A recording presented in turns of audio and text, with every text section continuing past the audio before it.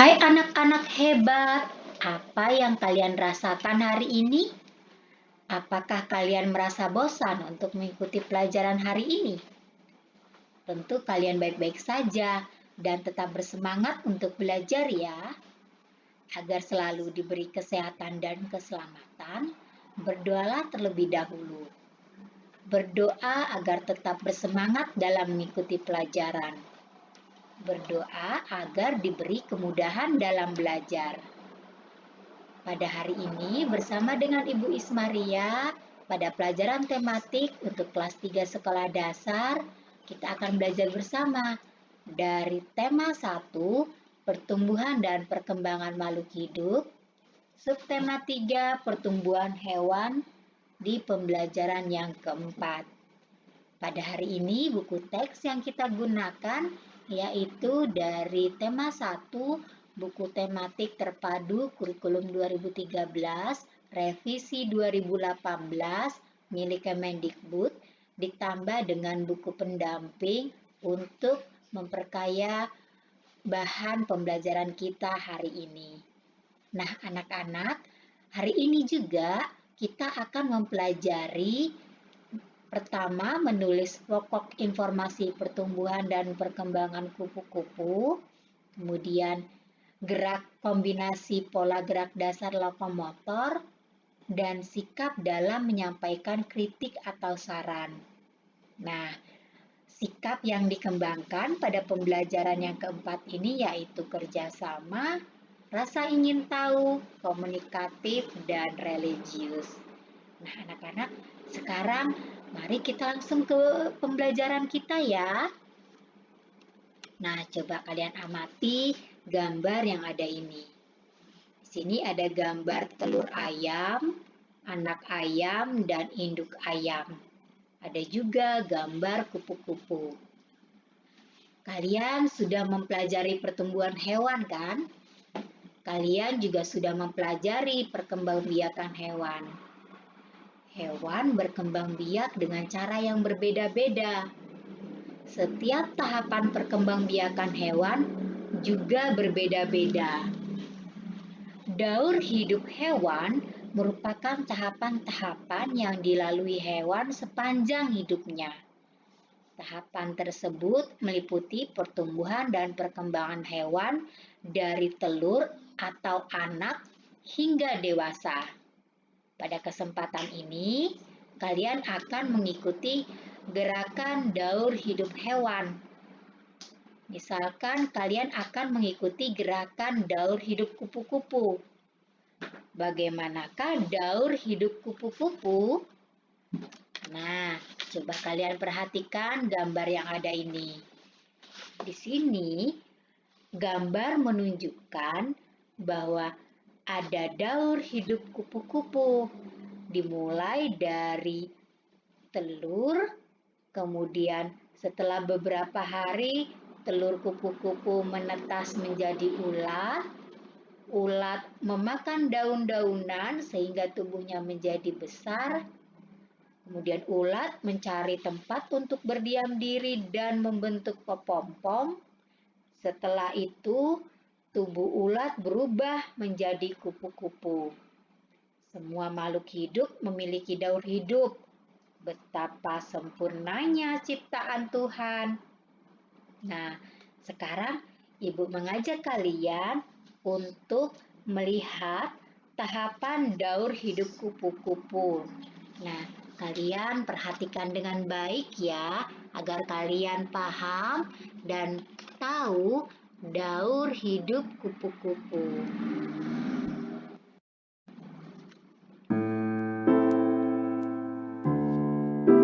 Daur hidup kupu-kupu dimulai dari telur. Seperti hewan sejenisnya, kupu-kupu betina bertelur. Telur itu diletakkan di atas dedaunan. Telur menetas menjadi larva.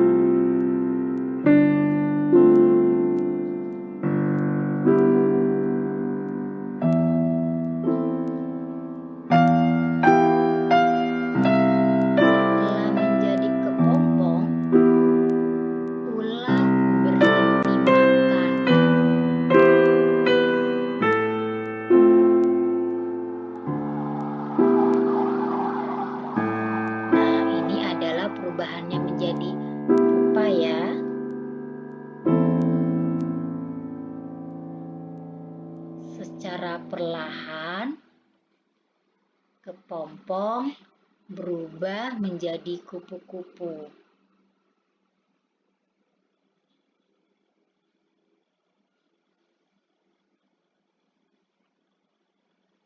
Setelah perubahannya sempurna, kupu-kupu keluar dari kepompong. Kupu-kupu dewasa akan bertelur lagi dan meletakkan telurnya di atas dedaunan lagi. Telur-telur tersebut akan menetas menjadi ulat. Dari kepompong berubahlah menjadi kupu-kupu lagi. Begitu terjadi seterusnya. Nah, demikianlah daur hidup kupu-kupu. Nah, anak-anak, bagaimana? Apakah kalian sudah mengetahui bagaimana tahapan daur hidup kupu-kupu? Ya, tahapan pertama tadi dimulai dari telur ya, kemudian menjadi ulat, kemudian menjadi kepompong, dan akhirnya menjadi kupu-kupu. Nah, ada banyak jenis kupu-kupu yang dapat kita temui di sekitar kita. Ukuran kupu-kupu ada yang besar, ada yang kecil, dengan bermacam-macam warna dan motif. Nah, mari sekarang kalian mencoba menirukan gerakan sesuai tahapan daur hidup kupu-kupu pada Ayo Mencoba. Nah, kupu-kupu termasuk hewan yang berkembang biak dengan cara bertelur. Nah, masih ingatkah kalian dengan daur hidup kupu-kupu yang barusan kalian lihat tadi? Ya, bersama dengan teman, coba kalian tirukan gerakan kupu-kupu sesuai tahapan daur hidup yang telah kalian diskusikan tadi ya. Nah, bersama dengan ibu tadi, kalian telah melihat bahwa daur hidup kupu-kupu dimulai dari telur, ulat, kepompong, kemudian menjadi kupu-kupu. Nah, kita telah melihat bersama dan pada Ayo Mencoba ini, kalian coba lakukan bagaimana cara menirukan gerakan kupu-kupu sesuai dengan tahapan daur hidup yang telah kalian lihat tadi. Sebelumnya, coba kalian lakukan pemanasan terlebih dahulu. Kemudian, posisi tidur, posisikan tubuh kalian tidur telentang sambil mendekap kaki dan badan. Ini gerakannya seperti gerak telur ya. Kemudian yang kedua, posisi badan kalian merangkak seperti gerak ulat. Selanjutnya, posisi tubuh kalian duduk sambil mendekap kaki. Ini adalah gerak kepompong. Lalu gerakan yang keempat, posisi badan berdiri dan tangan terbuka seperti gerak kupu-kupu. Jadi ini adalah gerakannya. Gerakan yang pertama itu gerak telur, posisi tidur telentang sambil mendekap kaki dan badan. Kemudian pada gerak ulat, posisi badan merangkak. Pada gerak kepompong, posisinya badan duduk sambil mendekap kaki. Dan pada posisi terakhir yang dengan posisi badan berdiri dan tangan terbuka seperti gerak kupu-kupu. Nah, bagaimana? Apakah kalian bisa mengikuti gerakan ini bersama dengan teman-teman kalian? Kira-kira gerakan yang mana ya yang paling kalian senang untuk tirukan? Ya, ada mungkin yang suka dengan gerak telur, ada juga mungkin teman kalian yang suka dengan gerak ulat, atau kalian yang suka dengan gerak kepompong, atau mungkin gerak kupu-kupu. Nah, menurut kalian, gerakan yang paling mudah kalian tirukan itu gerakan yang mana? Dan gerakan yang mana pula yang sulit untuk kalian tirukan?